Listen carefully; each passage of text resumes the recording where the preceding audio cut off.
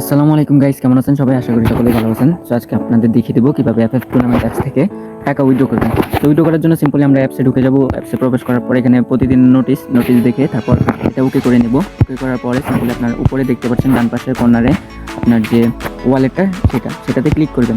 Click করার পরে কিন্তু আপনার এখানে অ্যাভেলেবেল ব্যালেন্স দেখাবে। আমার 180 টাকা আছে। আমি 2 ম্যাচ সিএস খেলে 90 টাকা করে 180 টাকা পেয়েছি।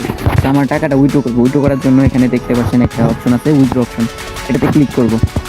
তো ক্লিক করার পরে কিন্তু এমন কিছু ইন্টারফেস শুরু হবে। এটাতে আপনার এখানে একটা লেখা আছে বিকাশ, এখানে ক্লিক করবেন। তো আপনার এখানে কয়েকটা মেথড চলে আসছে, যেমন কিনা বিকাশ, নগদ, রকেট, তারপর রিচার্জ। আপনি কিসের মাধ্যমে টাকাটা নেবেন? তো আমি যেহেতু বিকাশ নেবো তাই বিকাশ সিলেক্ট করবো। আপনারা যদি নগদে নিতে চান নগদ সিলেক্ট করবেন, রকেটে নিলে রকেট, যদি রিচার্জে নিতে চান রিচার্জে ক্লিক করবেন। তো আমার বিকাশে নিব, বিকাশ সিলেক্ট করলাম। এখানে নিচে দেখতে পাচ্ছেন যে মিনিমাম উঠবে 100 টাকা। আপনার যে অ্যাকাউন্ট এটা আপনার মিনিমাম 100 টাকা থাকতে হবে, না হলে কিন্তু আপনার এই টাকাটা উঠাতে পারবেন না। তারপর সিম্পলি কী করবেন, এখানে আপনার বিকাশ নাম্বারটা দিয়ে দিবেন, বা আপনার যেটা সিলেক্ট করেন ওটা দিয়ে দিবেন। আপনি কোন নাম্বারে টাকাটা নিতে যাচ্ছেন এটা লিখে দিবেন। তো আমি আমারটা লিখে দিচ্ছি।